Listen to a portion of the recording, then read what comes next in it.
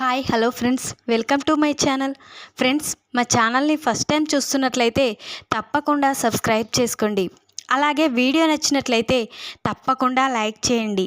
స్టోరీలోకి వెళ్ళినట్లయితే ఇక ప్రేమ రోజు మాదిరే రెడీ అయి ఇక జాబుకు బయలుదేరుతూ ఉంటుంది. అప్పుడే ధీరజ్ ప్రేమని చూసి, ఏంటి ప్రేమ, ఎక్కడికి వెళ్తున్నావు అని అంటూ ఉంటాడు. అప్పుడే నేను ఇక జాబ్కి వెళ్తున్నాను అని అనగానే, ఎన్నిసార్లు చెప్పాలి ప్రేమ నువ్వు ఈ జాబ్ చేయొద్దని, ఇక నువ్వు ఈ జాబు చేయడం వల్ల మా నాన్న ఇక మాట లెక్క చేయకుండా ఇక ఉన్నావని ఇక చాలా బాధపడతాడు.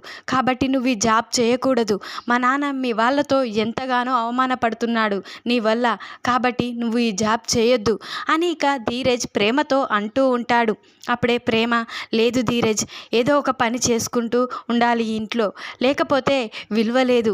కాబట్టి ఇక నువ్వు తిన్న తిండి నీకు ఎలా ఒంటికి పడుతుందో కానీ నాకు మాత్రం ఇక ఆ మాటలే గుర్తొస్తున్నాయి. కాబట్టి నేను వెళ్తాను. ఎలాగో నువ్వు చేయవు, నన్ను చేయనీయకుండా ఉంటే ఇంకా మాటలు పడవలసి వస్తుంది అని ప్రేమ అంటూ ఉంటుంది. అప్పుడు ధీరజ్, లేదు ప్రేమ, ఇక నువ్వు ఇంట్లో ఉండాలంటే నేను జాబ్ చేయడమే కదా, నేను జాబ్ కోసమే వెతుకుతున్నాను, ఖచ్చితంగా నేను జాబ్ చేస్తాను, ఇక నువ్వు ఇక నుంచి వెళ్ళకు అని అంటూ ఉంటాడు ధీరజ్ అయితే ప్రేమతో. అప్పుడే ప్రేమ, లేదు ధీరజ్, నువ్వు ఈ పని ఏ పని చేయవు, నాకు తెలుసు నీకు పనికి చేత కాదు, కాబట్టి నువ్వు ఇక అలాగే ఉండు, నేనైతే వెళ్తాను అని ప్రేమ అంటూ ఉంటుంది. ప్రేమ, నువ్వు ఒక్క అడుగు కూడా బయట పెట్టకూడదు, ఇప్పుడే నేను జాబ్కు వెళ్తేనే కదా నువ్వు ఇంట్లో ఉంటావు. సరే, నువ్వు చెప్పినట్లే నేను ఈరోజు జాబు కన్ఫర్మ్గా వెతుక్కొని ఇక ఏదో ఒకటి చేస్తాను.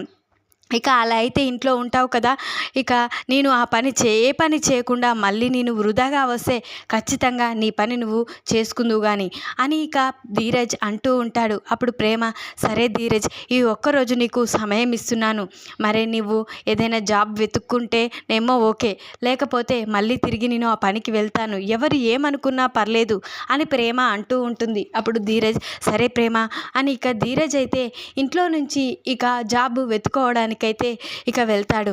ఇక ప్రతి చోట జాబ్ కోసం వెతుకుతూనే ఉంటాడు.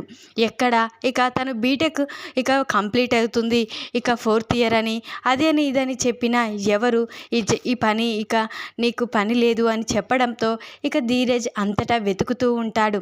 ఇక ఒక వాచ్ షాప్కి అయితే వెళ్తాడు. అప్పుడే షాప్ అతన్ని, సార్, నేను బీటెక్ కంప్లీట్ చేశాను, ప్లీజ్ సార్ నాకు ఏదైనా పని ఇవ్వండి, నేను ఏ పనైనా చేస్తాను, నా చదువుకే తగ్గట్టు పని మాత్రం కాకున్నా కానీ ఇంకా వేరే పని ఏదైనా చేస్తాను, ఇప్పుడు నా లైఫ్కి ఒక జాబ్ అవసరం, ప్లీజ్ అండి అని ప్రాధేయపడుతూ ఉంటాడు ధీరజ్ అయితే షాప్ అతన్ని. అప్పుడు షాప్ అతన్, లేదు, ఇక్కడ మా షాప్లో ఏది ఖాళీగా లేదు, ఇక చెప్తే వినండి, ఇక్కడి నుంచి వెళ్ళండి అని ఇక షాప్ అతన్ అయితే అంటూ ఉంటాడు.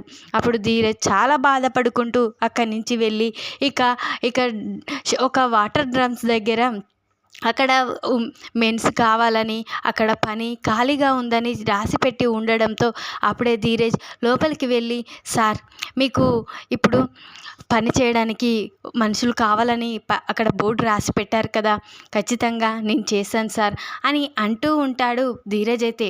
అప్పుడే ధీరజ్ని చూసి అతను, నువ్వు చదువుకున్న అబ్బాయిలా ఉన్నావు, ఈ పని చేయడం ఏంటి, ఈ పని నువ్వు చేయలేవు అని ఇక అతను అంటూ ఉంటాడు. అప్పుడు ధీరజ్, లేదు సార్, మాకు ఇప్పుడు ఏదైనా జాబ్ అవసరం, మనీ కోసమైనా నేను ఈ పని చేయాలి, ఈ కష్టం చేయాలి, ఎందుకంటే ఇప్పుడు నా జీవితానికి ఒక జాబ్ ముఖ్యం, ఏ పనైనా సరే చేస్తాను, ప్లీజ్ సార్ నాకు ఈ పని ఇవ్వండి అని అనగానే, సరే నువ్వు అంటున్నావు కదా, చెయ్యి, ఇక నుంచి ఈ రోజు నుంచే స్టార్ట్ చేయి అని చెప్పగానే ఇక ధీరజ్ చాలా సంతోషంతో ఇక వాటర్ డ్రమ్స్ అన్నీ తీసుకువెళ్ళి ఆటోలో పెట్టి ఇక వాటర్ క్యాన్లన్నీ ఇక ఇక అంతటికి పార్సల్ చేస్తూ ఉంటాడు.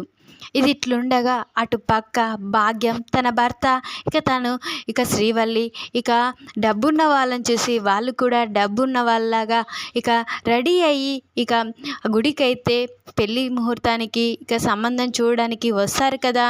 అప్పుడే రామరాజు కుటుంబం ఇటు పక్క భాగ్యం తన భర్త శ్రీవల్లి అందరూ వస్తారు. అప్పుడే ఎలాగైనా ఈ పెళ్ళి అంతా వాళ్ళ చేతుల మీదులుగా చేయించాలి అని భాగ్యం అనుకుంటుంది కదా. అదేవిధంగా భాగ్యం అయితే నిశ్చితార్థం అయితే మా సైడు మేమే చేస్తాం, కానీ పెళ్ళి మాత్రం అటు పక్క అబ్బాయి వాళ్ళే చేస్తారు, కాబట్టి పెళ్ళి మీరే చేయాలి అని భాగ్యం అంటూ ఉంటుంది. ఇక రామరాజు అయితే సరే అని ఒప్పుకుంటాడు. ఇక భాగ్యం తన భర్త చాలా సంతోషపడతారు. భలే బుట్టలు వేసుకున్నాం ఈ డబ్బున్న వాళ్ళని, ఇక వీళ్ళతో ఒక ఆట ఆడుకుంటే మన బిడ్డ డబ్బున్నదైపోతుంది, ఆస్తి కూడా మనకు కూడా వస్తుంది కొంత అని భాగ్యం ఇక తన భర్త అయితే సైగ చేసుకుంటూ నవ్వుకుంటూ ఉంటారు.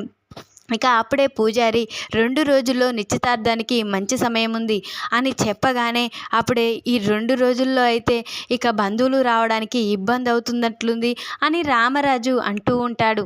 అప్పుడే ఇక భాగ్యం అయితే ఎందుకన్నయ్య గారు ఇక బంధువులు ఎందుకు రారు ఈ రోజుల్లో, ఏదైనా తేలికే తొందరగా ఫోన్ చేస్తే వాళ్ళే వస్తారు ఇక అని అంటూ ఉంటుంది భాగ్యం అయితే. అప్పుడే భాగ్యం భర్త కూడా పిండి పిసికి వెంటనే ఇక నూనెలో వేస్తే బూరెలు పొంగినట్టు పొంగవా, అదేవిధంగా అందరూ కూడా అలానే వస్తారు ఫోన్ చేసి చెప్పినతే అని ఇక భాగ్యం భర్త కూడా అంటూ ఉంటాడు. ఇక అక్కడి నుంచి అయితే అందరూ వెళ్ళిపోతారు. ఇక భాగ్యం భర్త ఇక వాళ్ళ ఫ్యామిలీ మొత్తం ఇంటికైతే వెళ్ళి చాలా నవ్వుకుంటూ ఉంటారు. భలే బుట్టలు వేసుకున్నాం భాగ్యం మనం, నువ్వు చెప్పినట్లే నువ్వు సామాన్యురాలు కావు, ఇక ఆస్తి మొత్తం మన బిడ్డ సొంతమైన తర్వాత ఇక మనకు కూడా కొంత వస్తుంది, ఇక మనం ఏమీ లేకపోయినా ఉన్న వాళ్ళ భలే మెయింటైన్ చేస్తున్నాం అని ఇక భాగ్యం భర్త అంటూ ఉంటాడు. అప్పుడు భాగ్యం కూడా అవును, ఇక అసలు ఇంత ఈజీగా వాళ్ళని బుట్టలు వేసుకుంటామని అనుకోలేదు అని ఇక అంటూ ఉంటుంది భాగ్యం కూడా.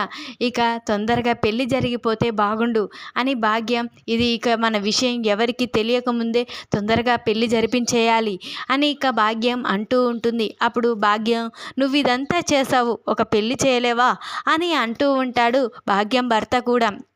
ఇక సరే అని ఇడ్లీలు ఇక పార్సల్ చేసే సమయం వచ్చింది, ఇక వాటిని అమ్ముకు రావాలి కాబట్టి నేను వెళ్తున్నాను భాగ్యం అని భాగ్యం భర్త ఇక అక్కడి నుంచి అయితే ఇక భాగ్యం భర్త అయితే టిఫిన్స్ అన్ని సైకిల్కి పెట్టుకొని ఇక ఇడ్లీలు ఇక వీధి అమ్ముతూ ఉంటాడు. అప్పుడే ఇక ఆటోలో ఇక వాటర్ క్యాన్స్ వేసేందుకు అటు ఇటు తిరుగుతూ ఉంటాడు కదా ధీరజ్. అప్పుడే ఇక భాగ్యం భర్తని చూస్తాడు. ధీరజ్ ఒక్కసారే షాక్ అయిపోతాడు. ఏంటి తను శ్రీవల్లి వాళ్ళ నాన్న కదా అని ఇక అనుకుంటూ వెంటనే తను ఇడ్లీలు అమ్మడాన్ని చూసి ఏంటి వీళ్ళు ఇక ఫైనాన్స్ బిజినెస్ అని చెప్పారు, ఇక వీళ్ళేంటి ఇడ్లీలు అమ్మడం ఏంటి, తన గెటప్ ఏంటి ఇలా ఉంది, ఏంటి అన్నయ్యని మోసం చేస్తున్నారా, అయితే వాళ్ళు ఎంతో డబ్బున్న వాళ్ళ ఇక చెప్పడం అంతా అబద్ధమా అని ఇక ధీరజ్ తన మనసులో అనుకొని వెంటనే ధీరజ్ ఆటో పక్కకు పెట్టి ఇక భాగ్యం భర్త దగ్గరికి వెళ్తాడు. అప్పుడే భాగ్యం భర్త ధీరజ్ను చూసి ఇతన్ని ఎక్కడో చూసినట్లుంది అని ఇక అనుకొని వెంటనే శ్రీవల్లి వాళ్ళ ఇక మరిది కదా అని ఇక అనుకుంటూ ఉంటాడు. ఇక భాగ్యం భర్త అయితే ఏంటి నన్ను ఈ పరిస్థితిలో చూస్తే ఏమనుకుంటాడో ఏమో, ఇక భాగ్యం వేసిన ప్లాన్ అంతా వృధా అయిపోతుంది, శ్రీవల్లి పెళ్ళి ఆగిపోతుంది అని ఇక అనుకుంటూ ఇక ఆలోచిస్తూ ఉంటాడు. అప్పుడే ఇక ధీరజ్ అయితే ఇక వెంటనే ఆ భాగ్యం భర్త చెంప పలగొడతాడు. అప్పుడే ఇక ఒక్కసారే చూస్తూ ఉంటాడు.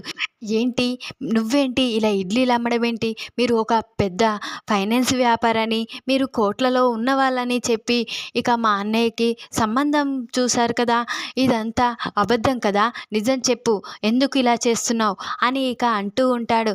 అప్పుడే భాగ్యం భర్త నన్ను క్షమించు బాబు, నిజంగానే మేము పేదవాళ్ళం, మాకు ఇల్లు ఆస్తి ఏమీ లేదు, మేము పేదవాళ్ళం, ఇలా ఇడ్లీలు అమ్ముకొని బ్రతుకుతూ ఉంటాం, హోటల్ పెట్టుకొని నడుపుకుంటూ ఉంటాం, కానీ మా భాగ్యం డబ్బుకు ఆశపడి మీలాంటి డబ్బున్న వాళ్ళకి ఇక కూతురునిచ్చి తను కూడా డబ్బున్న ఆమెలా ఇక కావాలని తన కోరిక అని చెప్పగానే ఒక్కసారే ధీరజ్ స్టన్ అయిపోతాడు.